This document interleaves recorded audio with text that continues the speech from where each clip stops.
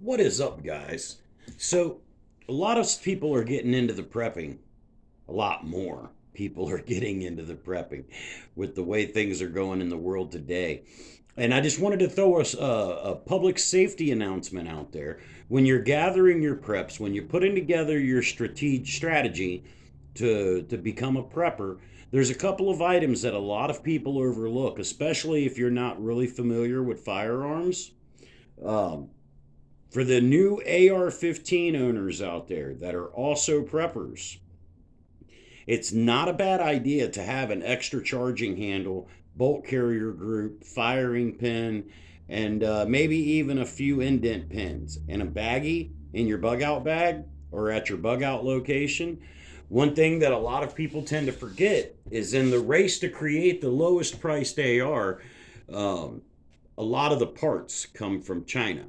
So even though your American made firearm says made in the USA on it, it's more than likely full of Chinesium.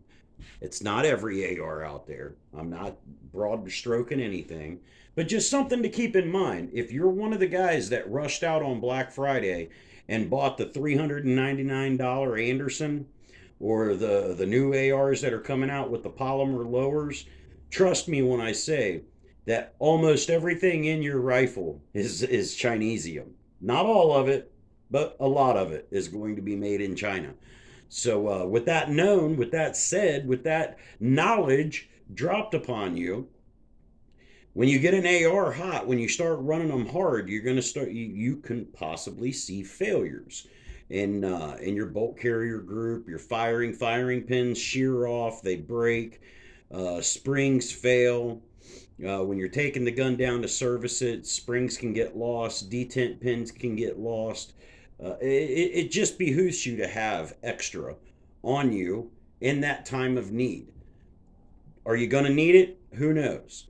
But you can say the same thing about the spare tire in the back of your car. You might drive your entire life and never need that spare tire, but the day that you actually need it and you go to look and it ain't there, that sucks. Same thing goes with this extra parts. I mean, have you ever had an AR bolt override on you, and you go to do your little mortar thing to get the bolt to open up, and you snap your charging handle, or you don't know how to do or how to mortar a round out of an AR, and you end up bending or breaking your charging handle.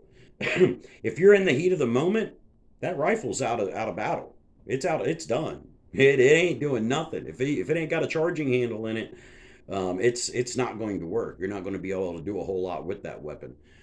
Maybe a club. Same thing with a firing pin. If you get a firing pin that shears off in the weapon under heavy use, and you need that weapon to perform, whole point in prepping, being prepared, mindset, survival, it behooves you to have another one in your pack. That's why in my bug out bag, I've got two extra bolt carriers and two extra charging handles. One for myself and one for anybody else in my group that could potentially end up needing one. Ammo, rations, medical, that stuff's all no brainer stuff. Obviously, you're going to need hydration and food and medical and camp gear, fire starting, water purification. All that stuff has to make it into your ruck. Trust me when I tell you, it's not a bad idea to have some extra gun parts in there too. Just a little PSA from Therapy Range. Be sure to live your life to the fullest, because anything less is an injustice to yourself and every single person around you. I will get back out on the range and do more firearms content. Just sucks. Weather's cold.